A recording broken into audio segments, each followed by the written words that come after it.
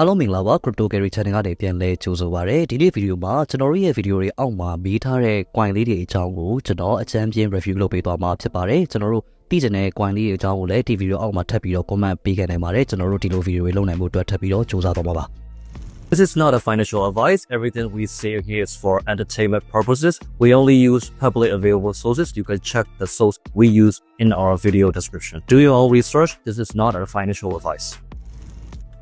ကျွန်တော်ရဲ့ channel မှာတောင်းဆိုမှုနဲ့ comment အများဆုံးနေရာတစ်ခုကတော့ XRP Ripple ဖြစ်ပါတယ် XRP က number 4နေရာမှာရပ်တည်နေတဲ့ blockchain မျိုးစားဖြစ်ပြီးတော့သူ့ရဲ့ all time chart ကိုကြည့်လိုက်မယ်ဆိုရင် oscillating ဖြစ်တာကိုတွေ့ရမှာပါ oscillating ဖြစ်တယ်ဆိုတော့က crypto တွေဈေးတက်တဲ့ market cycle တစ်ခုချင်းစီမှာဒီ coin တွေကသူတို့ရဲ့ all time high ဈေးအသစ်တွေကိုရှာတွေ့လိမ့်ရှိရဆိုတာကိုဖော်ပြနေတာဖြစ်ပါတယ်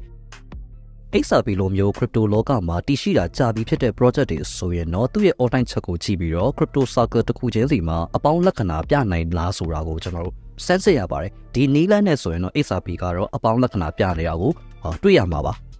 ါဒါပေမဲ့ XRP ကို BTC နဲ့နှိုင်းယှဉ်တဲ့ XRP BTC ချက်ကိုကြည့်လိုက်မယ်ဆိုရင်တော့ all time မှာတော့ 58.6 နေရာခိုင်နှုန်းကျဆင်းလာတာကိုတွေ့ရမှာဖြစ်ပါတယ်ဒီချက်ကိုကြည့်ခြင်းအပြင် Bitcoin က XRP တက်ပိုပြီးတော့ attractive ဖြစ်တယ်ပိုပြီးတော့အဆင်ပြေတာကိုတွေ့ရပါလိမ့်မယ်ရေတိုအတွက်ဆိုရင်တော့ XRP ရဲ့ခိုင်မာမှုကမျက်စိကျစရာကောင်းပါတယ်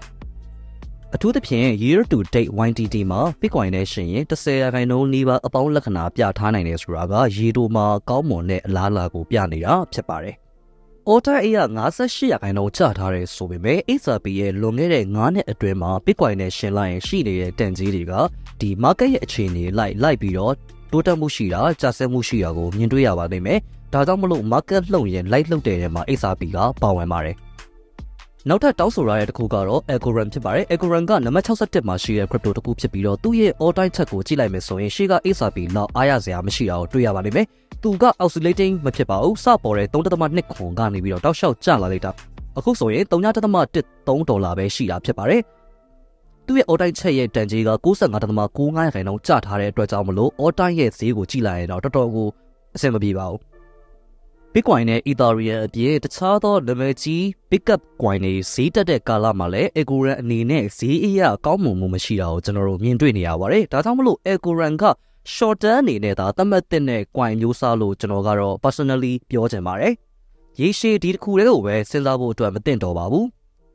Algorand ကို BTC နဲ့တိုက်ရိုက်နှိုင်းယှဉ်တဲ့ Algo BTC ချက်ကိုကြည့်မယ်ဆိုရင် year to date YTD မှာ15ရာခိုင်နှုန်းတိုးတက်မှုပြထားတယ်ဆိုပေမဲ့တစ်နှစ်အတွင်းမှာ60ရာခိုင်နှုန်းအနှုတ်ကိုပြထားတယ်။9နှစ်အတွင်းမှာ89ရာခိုင်နှုန်းအနှုတ်ကိုပြထားတယ်။ all time မှာတော့61.24ရာခိုင်နှုန်းအနှုတ်ကိုပြထားပါတယ်။ဒါကဘာကိုဆိုလိုချင်တာလဲဆိုတော့ရေတိုမှာတိုးတက်မှုရှိတယ်ဆိုပေမဲ့ရေရှည်မှာတော့ down trend အကျဘက်ကိုပြနေတာကိုမြင်ရမှာပါ။ XRP နဲ့ရှင်းလိုက်ရင်တော်တော်ကိုအားနေတဲ့ coin မျိုးစားဖြစ်ပါတယ်။နောက်ထပ်တောင်းဆိုရတဲ့ coin ကတော့ Easter ဖြစ်ပါတယ်။ Easter ကတော့ရှေ့က coin တွေနဲ့မတူဘဲနဲ့မကြာခင်ကမှပေါ်ထွက်လာတဲ့ crypto မျိုးစားပါ။ Easter coin ရဲ့ all time chart ကို coin market cap မှာကြည့်လိုက်မယ်ဆိုရင်တော့ကျွန်တော်တို့ပုံမှန်ထွက်နေကြ coin အသစ်တွေရဲ့ဈေးပုံစံအတိုင်းမြင်ရမှာပါဆက်စ launch လုပ်တဲ့အချိန်မှာလူစိတ်ဝင်စားမှုများတယ်ဈေးကနထိုးတက်တယ်နောက်ပိုင်းကျတော့တဖြည်းဖြည်းချင်း selling pressure တွေဝင်လာပြီးတော့ဈေးကနေရာတစ်ခုမှာကျွန်တော်တို့ခဏရက်တည်နေတယ်ပေါ့နော်ဒါတွေကတော့ coin အသစ်တွေမှာဖြစ်လို့ရှိတဲ့ပုံစံပါပဲ coin အသစ်တွေဆိုရင်တော့ကျွန်တော်တို့အဓိက token unlock ကိုကြည့်ရပါတယ်2026နှစ်ကစပြီးတော့ဈေးကွက်တွေကိုတဖြည်းဖြည်းနဲ့ Easter token တွေခက်များများဝင်ရောက်လာမှာဖြစ်ပါတယ်ဒါကြောင့်မလို့ Easter token အနေနဲ့အသစ်ဝင်လာတဲ့ token တွေရဲ့ selling pressure ရှိတဲ့အတွက်ကြောင့်မလို့ဈေးတက်ဖို့အတွက်တော်တော်ကိုအချိန်ယူနိုင်ရမှာကိုတော့သတိပြုစေချင်ပါတယ်နောက်ထပ် project အသစ်တွေရဲ့ပြဿနာဒါမှမဟုတ်ပြုပြင်ဖို့လိုအပ်တဲ့အချက်တွေရဲ့တစ်ခုကတော့ဒီ project ရဲ့အောင်မြင်မှုနဲ့သူတို့ထုတ်ထားတဲ့ token ဈေးနှုန်းတိုးတက်မှုတွေကတစ်ချိန်တည်းမှာညီမျှအောင်ဖြစ်အောင်သူတို့လုပ်နိုင်လေမရှိတာပါဥပမာဒီ protocol တစ်ခုအနေနဲ့ upgrade လုပ်တဲ့အဆင့်မြင့်တမှုလုပ်လိုက်တဲ့အချိန်မှာသူထုတ်ထားတဲ့ token အနေနဲ့ဈေးနှုန်းပိုင်းဆိုင်ရာအရာတိုးတက်မှုကိုပြသနိုင်ရမှာဖြစ်ပါတယ်။ဒါပေမဲ့ဒီ token ကခုနက Elster လိုမျိုး allocation တွေကို unlock ဖြစ်ဖို့အရင် heavy ဖြစ်နေတဲ့ဆိုရင်ရှေ့လျှောက် unlock တွေအများကြီးလာဖို့ရှိနေတဲ့ဆိုရင်တော့ protocol ကလုပ်တဲ့တိုးတက်မှုတွေက token ဈေးတက်အောင်လုပ်ပေးနိုင်စွမ်းရှိမှာမဟုတ်ပါဘူး။ token အသစ်တွေကိုကြည့်တဲ့အချိန်မှာ selling pressure ကိုကျွန်တော်တို့အဓိကစဉ်းစားရပါတယ်။ Maximum supply 8 billion မှာလက်ရှိ 2.49 billion ပဲလဲပတ်နေတဲ့အတွက်ကြောင့်မလို့ tokenomics အရကြည့်ရရင်လည်းအားရစရာတိတ်တော့မကောင်းပါဘူး။ဒါပေမဲ့ crypto လောကရဲ့နံပါတ်44နေရာမှာရပ်တည်နိုင်တဲ့အတွက်ကြောင့်မလို့ Bitcoin, Ethereum လိုမျိုး coin အကြီးကြီးတွေကိုလက်ဆောင်ခြင်းတဲ့သူတွေအတွက်တော့ Easter ကထည့်စဉ်းစားစရာဖြစ်ကောင်းဖြစ်ပါလိမ့်မယ်။ နောက်ထပ်တောင်းဆိုမှုအများဆုံး coin တစ်ခုကတော့ Randall ဖြစ်ပါတယ်။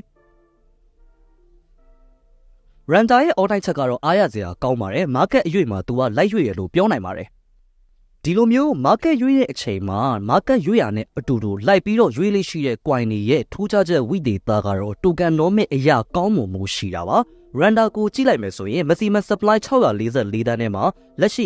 918တန်းထိလဲပတ်နေရအောင်ကျွန်တော်တို့တွေ့ရပါလိမ့်မယ်။ဒါက maximum supply 100%နီးပါးအထိကျွန်တော်တို့လဲပတ်နေရပါ။ဒါကြောင့်မလို့ selling pressure မရှိတော့ဘူးလို့ပြောလို့ရပါတယ်။ဒီလိုမျိုး coin မျိုးက mature ဖြစ်တဲ့အတွက်ကြောင့်မလို့ဈေးကွက်ရဲ့ momentum ကိုလိုက်ပြီးတော့စီးနိုင်ပါတယ်။ဒါပေမဲ့ Randall ရဲ့တစ်နှစ်စာ performance ကိုကြည့်လိုက်မယ်ဆိုရင်တော့အခြေအနေမကောင်းတာကိုကျွန်တော်တွေ့ရပါလိမ့်မယ်။အားလုံးသိကြတဲ့အတိုင်းပဲဒီတစ်နှစ်အတွင်းထဲမှာ Bitcoin, Ethereum, XRP, Solana, BNB ဒီလိုမျိုး market cap များတဲ့ pickup coin အကြီးတွေကတိုးတက်မှုတွေကိုတောက်လျှောက်ပြခဲ့တာပါ။ဒါပေမဲ့ Randall လိုမျိုးအလယ်လက်ရှိတဲ့ coin တွေစီကိုဈေးကွက်ရဲ့ liquidity ကရောက်မလာခဲ့ဘူးလို့ကျွန်တော်တို့ယူဆလို့ရပါတယ်။နောက်ထပ်တောင်းဆိုရတဲ့ coin တစ်ခုကတော့ Artificial Super Intelligence Alliance FAT ဖြစ်ပါတယ်။သူကနံပါတ်81နေရာမှာရပ်တည်နေတာပါ။ FAT ကလည်းကျွန်တော်ရှေ့ကပြောခဲ့တဲ့ coin နဲ့အလားတူပဲဖြစ်ပါတယ်။သူ့ရဲ့ all time ချက်ကိုကြည့်လိုက်မယ်ဆိုရင်တော့ဈေးညစ်ဆုံးကိုတစ်ခေါက်ရောက်ရှိထားတာကိုတွေ့ရပြီးတော့နောက်အခြေအနေမကောင်းတာကိုကျွန်တော်တို့မြင်တွေ့နေရပါတယ်။လက်ရှိ Bitcoin ဦးဆောင်ပြီးတော့ဈေးတက်နေတဲ့ကာလမှာ FAT coin ကတစ်ပတ်အတွင်းမှာ 23.44% တိုးတက်မှုကိုပြထားနိုင်ခဲ့တယ်ဆိုပေမဲ့